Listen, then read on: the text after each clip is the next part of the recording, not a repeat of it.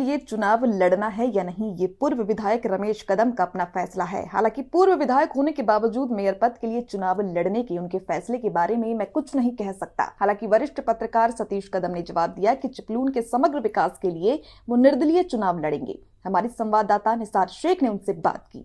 चिपळूण नगरपालिका निवडणुकीचं रणशिंग फुंकलं गेलंय। आपण जर पाहिलं तर या ठिकाणी काही दिवसांवरती आचारसंहिता लागू शकते, नगरपालिका निवडणुकी सुरू होऊ शकते, पण या ठिकाणी इच्छुकांची भाऊ गर्दी असते।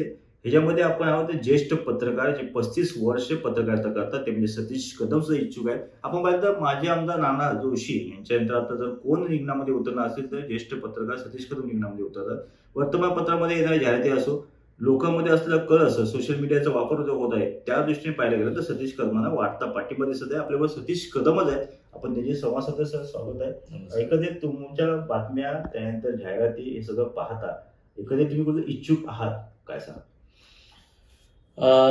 गेले काही दिवस म्हणजे माझे जे क्षेत्र आहे प्रसार माध्यम म्हणून आपण किंवा आपण सोशल मीडिया असेल किंवा माझी माध्यमाची जे क्षेत्र आहे त्यामध्ये ही चर्चा सुरू होती।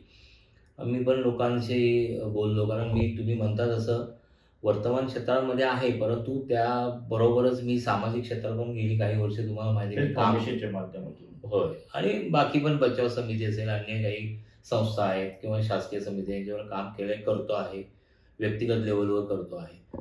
तर असं दिसून आलं की एक चांगला पर्याय जो नॉन पॉलिटिकल पर्याय म्हणतो, बिगर राजकीय एक पर्याय आपण द्यावा का असा डोक्यात विषय आला। मी माझ्या काहीतरी नवीन तुमच्यासारखे माझे मित्र परिवार आहेत, हितचिंतक आहेत, त्यांच्याशी चर्चा केली। ते म्हणले तुम्ही नगराध्यक्ष जर थेट येत असेल तर तुम्ही याचा विचार करायला हरकत नाही, म्हणून या विचारापर्यंत आलोय। बघू आता पुढे कसं काय। एकंदरीत आपण जर पाहिलं चिपळूणमध्ये राजकारणाची खिचडी आहे, म्हणजे आपण जर पाहिलं 9 वर्ष निवडणूक झालेली नाही, प्रशासनाचा कारभार आहे, सगळं पाहताना कसं पाहत असेल? होय, प्रशासकीय कारभार आहे, प्रदीर्घ काळ याच्यावर इलेक्शन झाले, जी लोकशाहीचा मूळ जो आधारस्तंभ म्हणतो, आणि त्याच्यात स्थानिक स्वराज्य संस्था आहेत आणि स्थानिक स्वराज्य संस्थांमध्ये छोटी छोटी कामं ही आपल्या लोकप्रतिनिधींच्या माध्यमातून होत असतात नागरिकांची।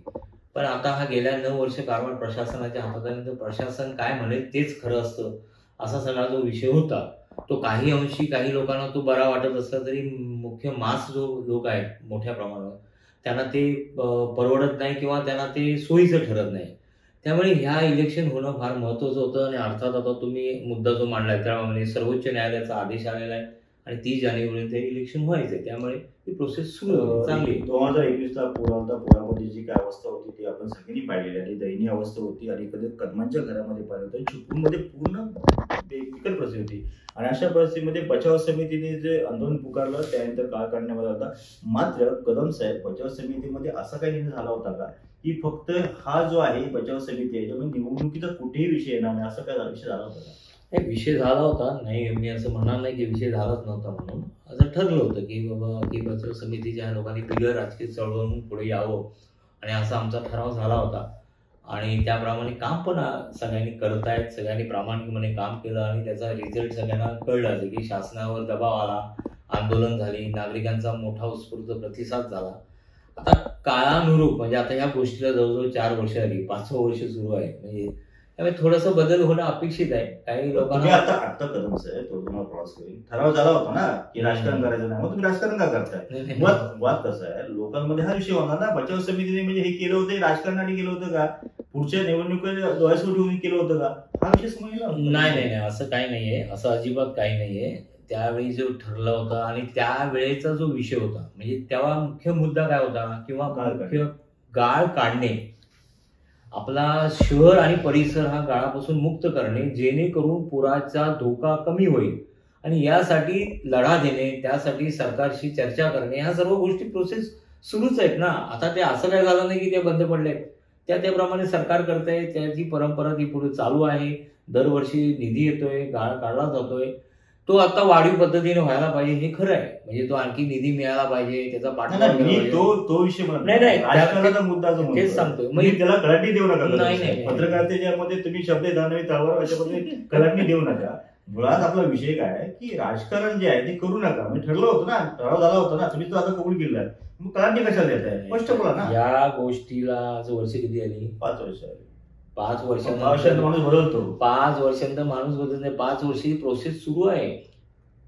प्रोसेस कुठे खंडित झाली नाही. मूळ मुद्दा काय होता, या प्रोसेसमध्ये खंडता कुठं येता कामा नये. आता तो अजेंडा कायमस्वरूपी सरकारच्या माध्यमातून सुरूच आहे. 35 वर्ष पत्रकारिता करतात. पहिले चिपळूण आता चिपळूण काय वाटतं?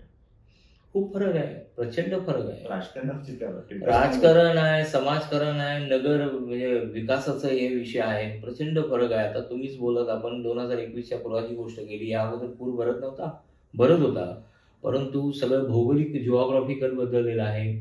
पाऊस प्रचंड प्रमाणात पडतो आहे. शहराचं रुंदीकरण व्हायला पाहिजे होते, ते रुंदीकरण होत नाही आहे.